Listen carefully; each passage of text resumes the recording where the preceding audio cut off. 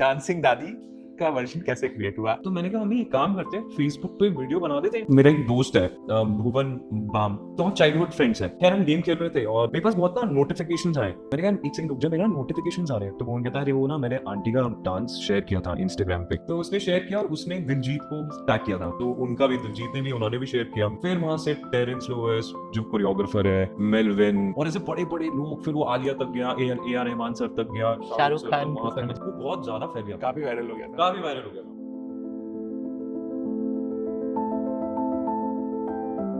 Welcome everyone to another episode of Anubhav, where we celebrate the inspiring stories of seniors who are redefining age. I'm your host Shahid, and today I have someone with me who has challenged every stereotype of aging. She has become a dancing sensation at 60. From a childhood steeped in music in Muradabad to about 3 decades of dedication to teaching, um, she embraced the digital world in her 60s and has been an inspiring symbol to seniors and everyone around. Um, Please welcome with me Mrs. Ravi Bala Sharma and her son Ekansh. Welcome, ma'am. Welcome, Ekansh. How are you? Thank you. Thank you, very good, very very good. Superb, superb. I'm so glad to have you. आपको इतनी बार Instagram में देख देख करके अब finally आपको in person देखने को मिल रहा है. I am feeling very opportune. So while I have introduced and जो बेसिस पे हमारी टीम की रिसर्च रही है, if you were to redo this introduction ma'am, तो आप अगर एकांश की इंट्रोडक्शन दे रहे होते तो आप किस तरह से उसको इंट्रोड्यूस करते हैं? ये मेरा बेटा एकांश बहुत अच्छा है, और जो आज मैं डांसिंग दादी जानी जा रही हूँ वो सारा इसी की मेहनत है। तो सारी वीडियोस बनानी है, लिखना है उसमें, किसी से मिलना है, मेल देखना है, चेक करना, सब यही करता है। तो इसकी हेल्प के बिना तो मैं आपसे बात ही नहीं कर सकती थी। बहुत केयरिंग है, बहुत हेल्पफुल है, बहुत अच्छा है। Super super super. और बदमाशियों में? बदमाशियों में कहता मम्मी एक बार आपने बोल दिया ना, ये आप बोल चुकी हो, दोबारा मत बोलना। और ना ठोकर खा के आप सीखने दो। तो मैं अगर कोई बात बता रही हूँ कि देख बेटा ऐसे नहीं ऐसे, कह रहा मम्मी हो गया बस। अब मुझे भी कुछ सीखने दो, ठोकर खा के सीखने दो, ज्ञान नहीं। तो ज्ञान नहीं लेना चाहते हैं, ठोकर खा के सीखना पसंद करते हैं। Super super. एकांश, आप अगर इंट्रोड्यूस कर रहे होंगे मैम को तो? वैसे इनका नाम है डांसिंग दादी, जो कि सारे बच्चों ने दिया है और काफ़ी सारे जितने इंस्टाग्राम फॉलोअर्स हैं उन्होंने दिया है। तो पहले इनको डांसिंग नानी बोला था, सुपर दादी बोला था, फिर डांसिंग दादी किसी ने बोला, एंड वहाँ से जितना मीडिया वाले लोग हैं उन सब ने डांसिंग दादी रख दिया। और मैंने कहा इससे अच्छा नाम हो नहीं सकता, वो रख देते हैं। अभी रिसेंटली ये डांसिंग नानी भी नहीं थी, नानी बनी है। और डांसिंग दादी तो दादी तो बिल्कुल नहीं है। कांग्रेचुलेशंस। Thank you. और मेरे लिए मतलब मेरे लिए सबसे ज्यादा मोटिवेटिंग चीज लाइफ में मेरी मम्मी है। उसके अलावा कोई भी चीज नहीं है, चाहे वो कोई कहीं का ज्ञान हो, कहीं कोई किताब पे कुछ लिखा हो, कोई भी चीज।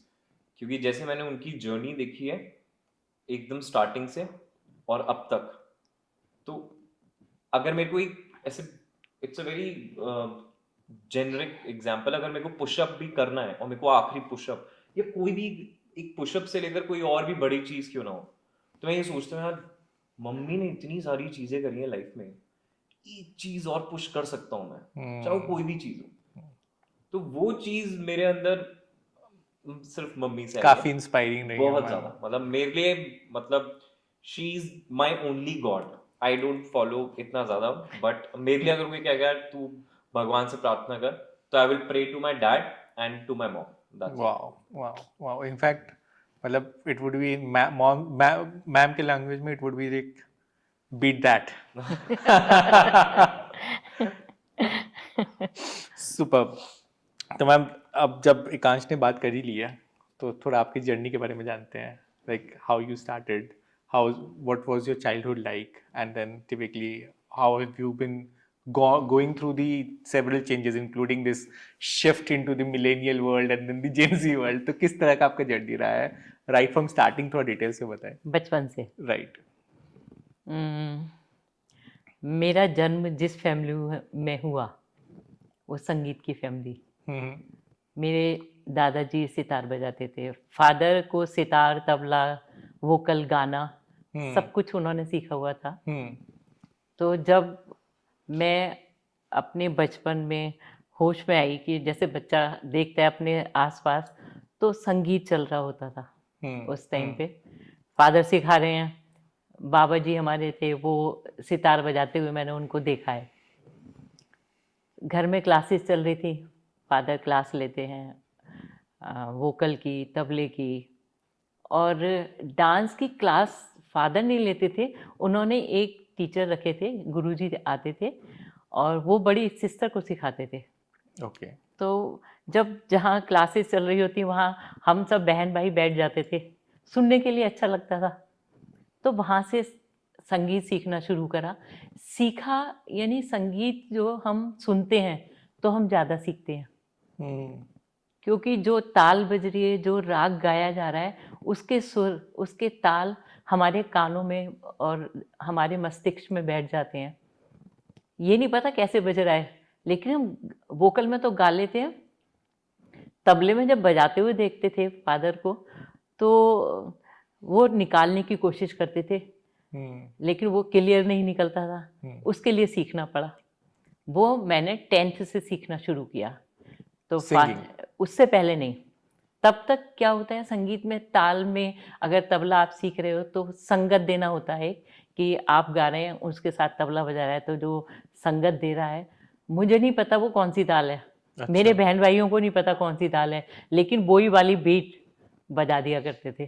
तो ये हमने उस माहौल से सीखा। बाकी टेक्निकली कि सिटिंग कैसे होती है तबले में बजाते हुए, और बोल कैसे निकलते हैं जो क्लियर निकलें। तो कुछ कुछ बोल ऐसे होते हैं उसमें हाथों का कमाल होता है कि उंगली पहली वाली ये लगेंगे तो हम तिरकिट निकाल देंगे, तिरकिट दूसरी तरीके से भी निकल जाएगा। तो वो सब चीज़ें मैंने 10th से सीखनी शुरू की। शास्त्रीय संगीत भी चाहे वो वोकल हो, सितार हो, तबला हो, वो सब मैंने 10th से शुरू किया। उससे पहले गाने सुनते रहते थे, राग सुनते रहते थे, गाते थे। इवन जैसे हमारे यहाँ एग्ज़ाम होते थे संगीत के, तो मेरे फादर का सेंटर था प्रयाग संगीत समिति, इलाहाबाद से एफिलिएट था।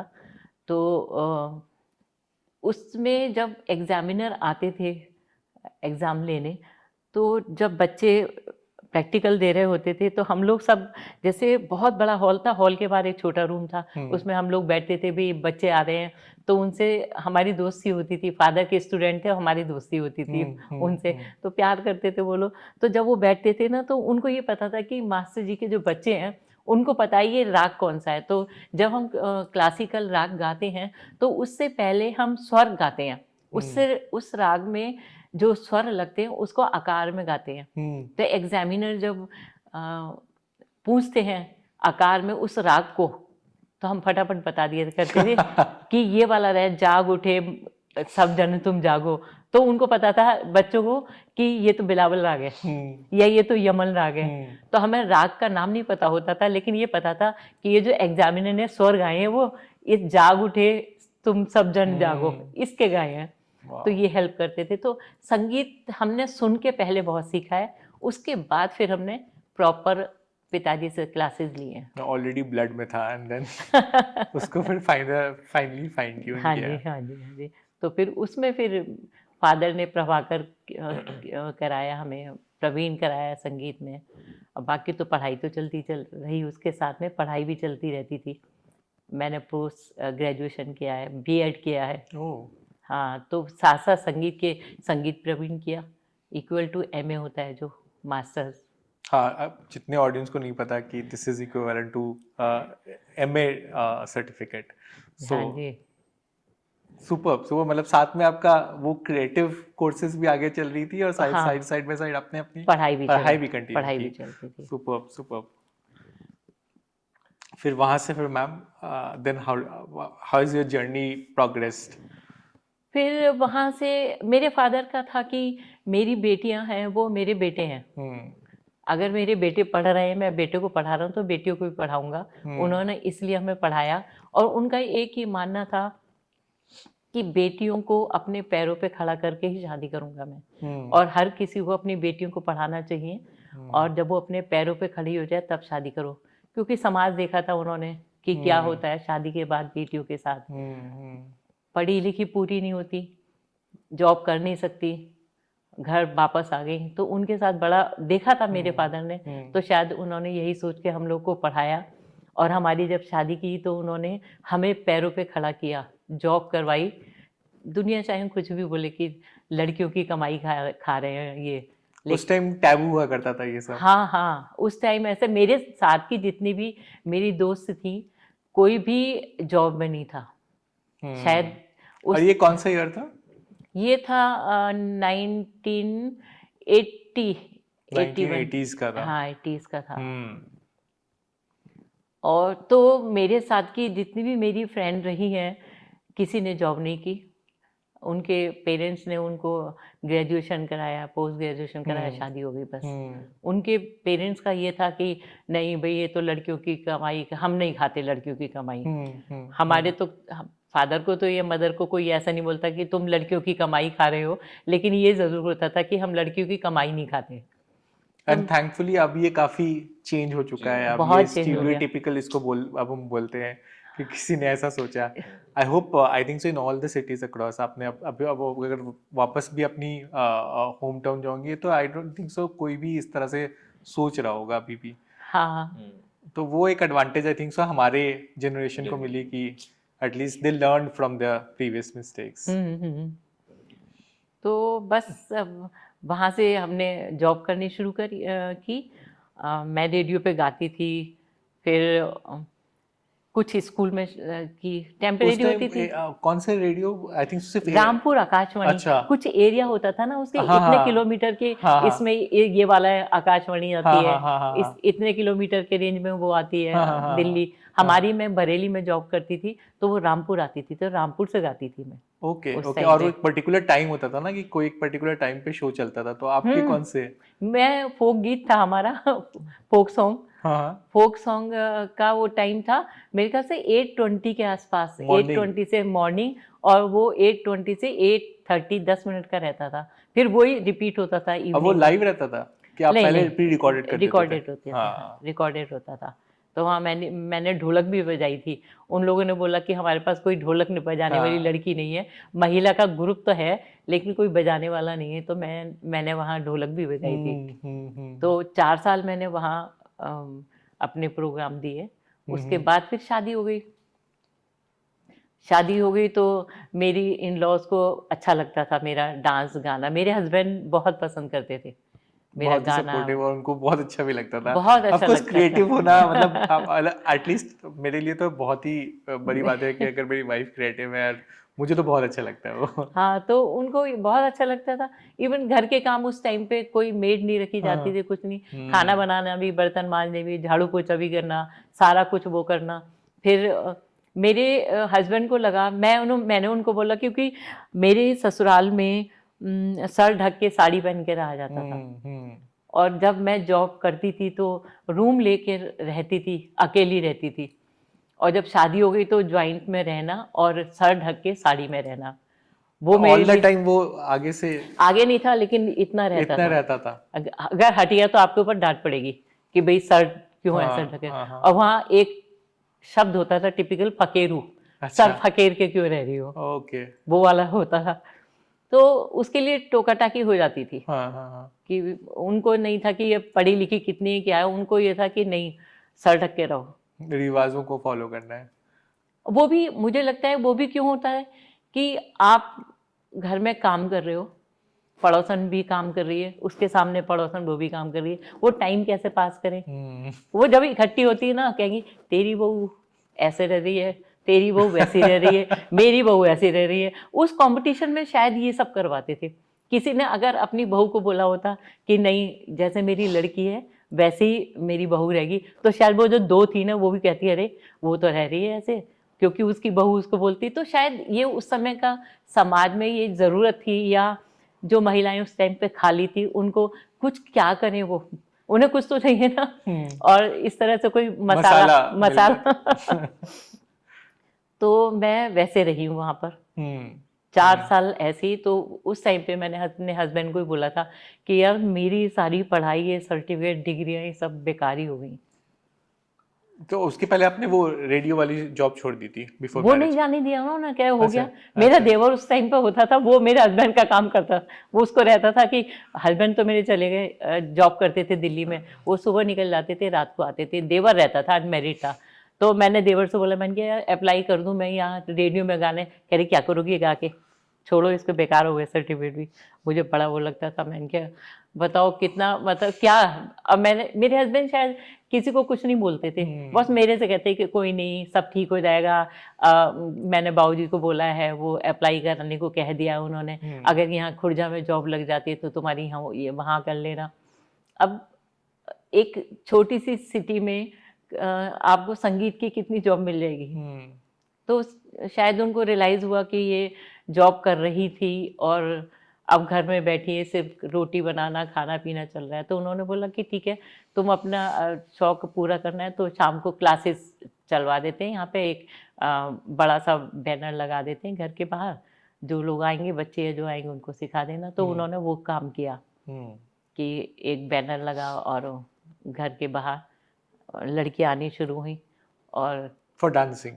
नहीं, गाना भी, तबला भी, मेरा सब उनको पता था। क्योंकि शायद उस जगह मैं पहली ऐसी बहू थी कि जिसको ये सब चीज़ आती होंगी।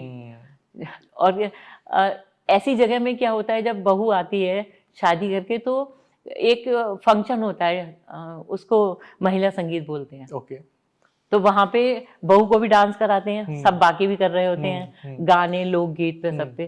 तो मैं डांस का तो मेरे को था ही शुरू से ही। तो उन्होंने एक वो चला दिया था ऑडियो, उस समय नागिन पिक्चर का गाना चल रहा था। बोली इस पे कर लोगी? मैंने कहा हाँ। तो वो डांस किया, तो सारा मोहल्ला आया हुआ था वहाँ पर। कह रहे भाई बहू आई है तो उसकी आई है। तो उनको पता था कि ढोलक भी मैंने बजाई वहाँ, हारमोनियम भी बजाया, डांस भी किया। तो सबको था कि इनको तो सब आते हैं। तो धीरे धीरे सबको पता चलता गया। फिर मैंने क्लासिकल सीखा हुआ, तो मेरे पास क्लासिकल के भी बच्चे आए। कॉलेज में कहीं किसी को पता लग गया होगा कि इनकी जो बहू है वो क्लासिकल भी सिखाती है, तो 1-2 बच्चे वो भी आए। बाकी ढोलक सिखाने, ढोलक का मेन होता था, ढोलक या फिल्मी गानों पे डांस। तो फिल्मी डांस करना, ढोलक सिखाना, और 1-2 जो आते थे शास्त्रीय संगीत के, उनको वो सिखाना। वो सब चला मेरा 4 साल तक। तो दोनों बच्चे उसी टाइम पे हुए थे ये। फिर दिल्ली गवर्नमेंट की जॉब निकली। मेरे हस्बैंड बोले कि जॉब निकली है दिल्ली गवर्नमेंट की, तुम अप्लाई कर दो। तो मैंने कहा सब करने देंगे? बोले वो देखूंगा। तो मेरी एक बड़ी नंद है, मेन करता रहता, मेन मुखिया वही थी। अच्छा। तो बुआ थोड़ी कूल है, हाँ। चीजें समझती हैं। हाँ। तो उनसे अलग से अगर हम बात भी करते हैं ना कुछ, तो शी इज लाइक समाधान निकल जाएगा। हाँ। Very nice. हाँ, ओके। तो फिर उनसे कहा, तो उन्होंने बोला ठीक है कर लो, और अप्लाई करा दिया। अप्लाई किया, टेस्ट हुआ, 1 साल बाद टेस्ट हुआ, और रिटन क्वालिफाई करने के बाद ड्यू में इंटरव्यू हुआ, वो भी हो गया क्लियर। तो मेरी दिल्ली गवर्नमेंट स्कूल में as a music teacher job लग गई। वाओ।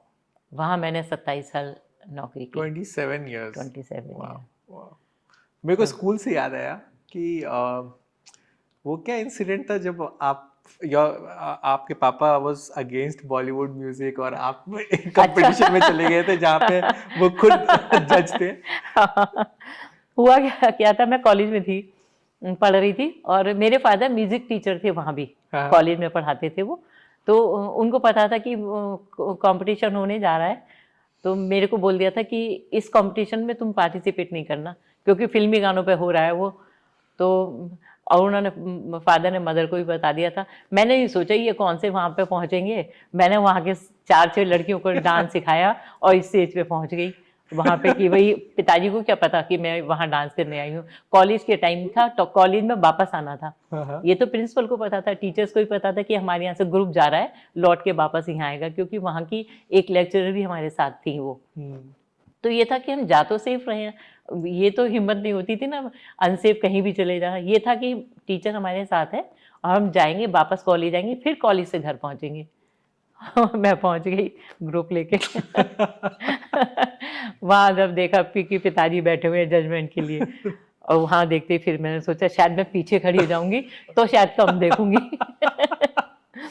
लेकिन मैं पीछे खड़ी हुई क्योंकि सारा डांस ही मैं ही लीड कर रही थी, और जब पीछे खड़ी हुई पिताजी से छुप जाऊंगी तो नहीं छुपी। सारा डांस ही खराब हो गया। लेकिन उन्होंने कुछ कहा नहीं, ऐसे डांटा नहीं, कुछ भी नहीं कहा, लेकिन ये बोला कि जब मैंने मना किया था फिर भी तुम पहुंच गई वहां पर।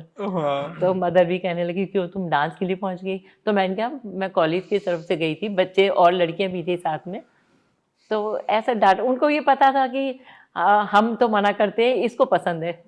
तो डांट वाट ऐसा नहीं पड़ी कुछ, बस ये बोले देखो मना करने के बाद भी तुम पहुंच गई, गलत बात है। आई थिंक ओवरऑल काफ़ी क्रिएटिव अपब्रिंगिंग रहा है, कि बहुत ही क्रिएटिव एनवायरनमेंट में आपकी अपब्रिंगिंग भी रही है, और जैसे सर के बारे में आप बता रहे हैं काफ़ी सपोर्टिव वो साउंड भी कर रहे हैं, तो आई थिंक से एक ओवरऑल कंड्यूसिव एनवायरनमेंट भी मिला आपको कि आप अपना कंटिन्यू कर पाए। So superb. Then, as you progressed, how did life move on?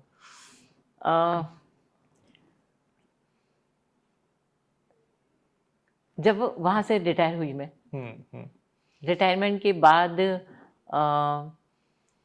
मैं मुंबई शिफ्ट हो गई, क्योंकि बेटा मुंबई रहता था, बेटी की शादी कर दी थी। वहाँ शिफ्ट होने के बाद ये सनसिल्क के बाद की बात आप बता रही है, सनसिल्क के पहले की बता रहे हैं? सनसिल्क के बाद की बात है। तो फिर पहले सनसिल्क के बारे में सुन लेते हैं। मैं बोलने वाला था कि आपने वो तो बताया नहीं कि आपकी फील्ड चेंज हो सकती थी। हाँ हो सकती थी, अगर वो एड मिल जाता। हाँ। और शायद मेरे को भी अपनी फील्ड में इतनी मेहनत नहीं करनी पड़ती, बट और सस्पेंस नहीं बिल्ड करते अपने ऑडियंस के लिए। नहीं तो शायद मैं उसका, क्योंकि मुझे जब भी मैं डांस करती थी, रेडियो पे गाने आते थे, तो जो पिक्चर, बहुत कम पिक्चर देखते थे, ज़्यादा नहीं होती, तो कभी कोई एक आध, उस समय रेखा जी, हेमा मालिनी जी, इनकी मूवीज ज़्यादा देखते थे हम। पिताजी ले जाते थे तो बैजू बावरा, तानसेन, ये पिक्चर दिखाते थे वो, तो हम वो देखते थे कि भाई क्लासिकल दिखाई, तानसेन दिखाई उन्होंने, बैजू बावरा दिखाई, एक झनक झनक पायल, उसमें डांस था क्लासिकल, वो दिखाया। तो ये देख के तो ऐसा लगता है कि शायद मैं भी कर सकती हूँ, ये जो हूँ मैं हूँ, अपने आप को ऐसा सोच के करती थी। तो जब मैं कॉलेज में थी तब उस टाइम पे बाल मेरे अभी भी लंबे हैं, उस टाइम पे इतने लंबे बाल थे। तो सनसिल्क वालों ने बोला कि कॉलेज के पास आया मैसेज कि भाई अगर आपके यहाँ से कोई जाता है इसमें कंपटीशन में तो भेजो। तो मेरे साथ की जो लेक्चर्स थी उन्होंने बोला रवि वाला तू जाओ उसमें। तो अब मुझे ये लग रहा था कि मदर फादर को पता नहीं, मैं बरेली, वो लोग मुरादाबाद, उस टाइम पे फ़ोन भी नहीं होता था, चिट्ठी पहुंचेगी 3-4 दिन बाद लेटर पहुंचेगा। मैंने बोला कि देखा जाएगा। तो जिस घर में रहती थी वहाँ लड़कियां ही रहती थी, मतलब जो मेरे ओनर थे उनकी 5 बेटियां थी, उनमें से मैंने 2 को लिया साथ में और मैं चली गई वहाँ। वहाँ सनसिल्क का पहले तो उन्होंने बोला कि आप शैम्पू करके आओ सनसिल्क। तो शैम्पू खरीदा, शैम्पू किया, फिर उसको सेट करवाया, उन बच्चियों से बोला कि भाई इसको ट्रिमिंग कर जो होती है वो कर दो इसकी, वो ट्रिम कर दिया उन्होंने। ट्रिमिंग कराने के बाद फिर हम अपने छोटी वोटी बना कर, बहुत लंबे बाल और इतने मोटे बाल हुआ करते थे, चली गई मैं वहाँ जब फर्स्ट टाइम है तो मैं ये देख रही कि मैं पता नहीं क्या, एक अलग सी फीलिंग हुई कि जैसे हम पिक्चरों में देखते थे कि कोई इतना ऊंचा उठ गया एकदम, तो मुझे लग रहा कि मैं कितनी कहाँ क्या, एक अलग से ही वो था, बहुत अच्छा लगा मुझे। और इतना बड़ा गिफ्ट था उसमें, 2 कैसरोल थे, एक टी वो केटल थी बहुत बड़ी, 40 कप उसमें चाय आ जाती थी, बहुत बड़ा आइस बकेट था, ट्रे थी बहुत बड़ा, उस टाइम पे वो इतना बड़ा गिफ्ट मेरे लिए, बहुत बड़ा, बहुत अच्छा। खैर घर लेकर आई 2 दिन बाद मदर को आना था, मैंने उनको बताया कह रहे अच्छा वहाँ चली गई, अकेली गई थी? मैंने कहा नहीं अकेली नहीं गई थी, साथ में गए थे। तो अब फिर उसी दौरान मैं उस नेक्स्ट वीक मैं मुरादाबाद जा रही थी। तो जिन्होंने वो संस्कृत में थे वो खुद, मुझे तो पता ही नहीं ना, मैंने पूछा ये आप कौन है क्या है, तो बस में पीछे बैठे थे, बोले आप रवि वाला है? मैंने कहा हाँ। बोले कि आप फर्स्ट आए हो ना मैं संस्कृत की उसमें अवार्ड में? मैंने कहा हाँ, क्राउन दिया था उन्होंने मेरे को। तो बोले कि आप हमारे साथ कोई ऐड करना चाहते हो क्या? तो मैंने कहा कि अब घर पे जाके पूछूंगी तो मुझे पता है ना होगी। मैंने कहा मैं बताऊंगी। तो उन्होंने बोला मैं कांटेक्ट कैसे करूंगा? मैंने कहा बरेली में कॉलेज में आ जाना, मैं वहाँ होती हूँ। तो मैंने उनको बता दिया था। फिर घर जाके पूछा, बच्चे को पता होगा, आप सिर्फ जाके पूछ लेना। सबको पता था, लंबे बाल वाली मैडम, उनको नाम से कम पता था। आज भी कोई उस टाइम की मिलती है तो वो कहती है लंबे बाल वाली मैडम, नाम से कोई नहीं जानता। तो मैंने फिर मदर को बोला, मदर बोली नहीं वो सब चीज़ नहीं। मेरे बड़े भाई थे वो भी, उनसे भी पूछा जाता तो वो कह रहे नहीं वो नहीं करने देंगे, वो नहीं होना था वो तो। बट उस वक्त ऐसा लगा था कि इस रुको मैं जब बड़ी हो जाऊंगी, या मैं जब एक पर्टिकुलर कुछ एक पर्टिकुलर पॉइंट के बाद I will only take my own decisions, उस टाइम ऐसा फील होता था? नहीं, उस टाइम पे मेरे को ये तो लगा था कि काश मैं इंडस्ट्री में होती, कुछ काम करती, ये तो लगता था। लेकिन जब मैं कॉलेज में पढ़ा रही थी और तो कॉलेज में फिर मुझे लग रहा था कि नहीं, मुझे पीएचडी करके और अच्छा लेक्चरर बनना है। पीएचडी करने के बाद मैं चाहे प्रिंसिपल बनूं, अच्छी पोस्ट पे रहना है मुझे। मैं दूरदर्शन से गाऊं और दूरदर्शन से और रेडियो से प्रोग्राम दूं। फिर एक्टर और ये एक्ट्रेस का कोई वो नहीं था मुझे। एक उम्र तक तो था कि मुझे ये बनना है और मैं ये कर सकती हूँ, और कि मैं हेमा मालिनी से कम किया, मैं भी तो डांस कर लेती हूँ। मतलब मुझे ऐसा रहता था कि हेमा मालिनी जी जैसे डांस कर रही हैं तो मैं शायद वैसे ही कर रही हूँ, या मैं ही वो चीज़ हूँ। आप ये भी सोचते थे यार इसमें तो एक दो गलतियां इन्होंने ये कर दिया, मैं तो इससे बेटर ही कर लेती। हाँ, तो मैं अपने आप को वही समझती थी डांस करते वक्त कि मैं तो वही हूँ। क्योंकि 10th में जब फेयरवेल हुई थी मैं साड़ी लेकर और डांस गई, मुझे नहीं था, क्योंकि सब तारीफ करते थे। कभी ऐसे नहीं शीशा देख के डांस किया हो मैंने, सब तारीफ करते हैं बहुत अच्छा डांस करती है, बहुत अच्छा। तो मैंने कहा मैं करती होंगी डांस, और मुझे अच्छा लगता था डांस करना। तो अब ऑलरेडी वो कहीं ना कहीं इंस्पिरेशन था कि ये सेलिब्रिटीज को मैं देख रही हूँ, मैं तो ये तो मैं भी कर सकती हूँ, इनफैक्ट बेटर कर सकती हूँ। उस टाइम पे तो बहुत था, बहुत लगता था मुझे। लेकिन एक एज के बाद पता है क्या होता है, जब आप करियर में ज़्यादा हो जाते हो ना, तो एक मन में होता है कि आपके आसपास पीएचडी करे हुए लोग हैं, उनके साथ बैठ रहे हो, मैं पीएचडी नहीं हूँ और मैं भी ये बन सकती हूँ, तो फिर दिमाग फिर उधर चला जाता है। प्रेफरेंसेस चेंज होते हैं। Very right, I think so. वो उसके साथ कि हम स्टार्ट करते हैं तो मम्मी पापा बोलते हैं डॉक्टर बनोगे, इंजीनियर बनोगे, वो एक इंक्लिंग रहता है। फिर जाते जाते 10-12 तक का कुछ पता चलता है कि नहीं, अच्छा मेरी इंक्लिनेशन कहीं और है, वो करते हैं। फिर इसके बाद एक बार जब पीयर ग्रुप बन जाता है तो कहीं ना कहीं से वो इन्फ्लुएंस होता रहता है। Very right. हाँ, तो मुझे अब मेरी सराउंडिंग में जितने क्लासिकल इतना राग चलते होते थे, इतना अच्छा लगता था कि आंख बंद करके सुनती रहती थी कि क्या राग है और क्या क्लासिकल, क्या गाना होता है। चाहे सितार हो चाहे तबला, आप क्लासिकल सुनो, अगर थोड़ी समझ है तो आप उसी में खो जाओगे कि क्या बात है, क्या बढ़िया है। तो मैंने फिर वही बनने का सोचा था कि मैं पीएचडी करके एक लेक्चर प्रोफेसर बनूंगी।